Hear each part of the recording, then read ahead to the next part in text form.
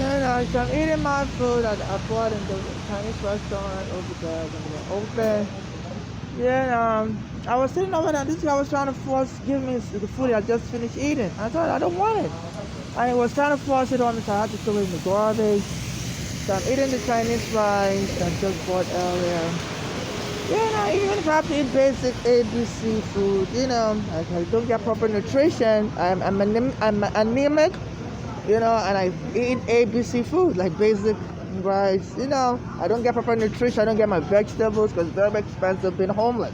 And they're torturing me. They don't let me have housing. It's like they're trying to manipulate me for their own selfish gain or whatever. I've gone to the city of New York, try to get a shelter at the Roosevelt Hotel. They won't give it to me. I go on social media to try to get them to get me, because as a vacant victim by the city of Department of Building, City of New York Department of Building and the police, but this entered a settlement agreement since the 1990s that anybody vacated will get a hotel from the City of New York. My mother, before she died, the last year of her life in 2014, she even 15 when she, that same year she died, she came to New York and applied for shelter and they denied her. I specifically tried to get them to put her in a hotel at the Department of Welfare and they denied her. She went to the hotel room and she was trying to see if they could pay for her hotel. So, they just manipulated everything against me. My phone just dropped. So sometimes I buy rice over there because they have a bathroom, So I'm made to feel unwelcome anywhere. I'm in the rain right now. This is 86 days. So they just tormenting me as an African transsexual and this xenophobia stuff. The black Americans coming against me. I can't use the bathroom myself, every. It's like they want me to be crapping on myself, and they told stores I go to be locking the door against me, as they're torturing me to let me use the bathroom. They're telling stores to lock the doors against me. So we're going to torment this African to death. We're going to pay them back for slavery or something. So you have black Americans, organizing attacks against me. If I try to use the bathroom at the South Ferry, they'll bring the police, try to kill me. Like a lot of these black Americans have been killed, like George Floyd. So this city is not safe. And the FIFA that's planning to host the World Cup here, I hope they do a reinvestigation because they're going to put a lot of these black Africans, in danger. I'm treated very hostile. And this guy, the food I just finished eating, the leftover, I was trying to force it on me, and he kept telling me to take it. I'm like, have my own food. I'm okay. As I was sitting over there, so I had to leave this 86th Street and 5th Avenue. I'm in the toilet 24/7. They torture me to let me use the bathroom. They treat me like an animal. And they act very funny when I get food from them. They're laughing as they're selling me food to different places. Like I'm being watched.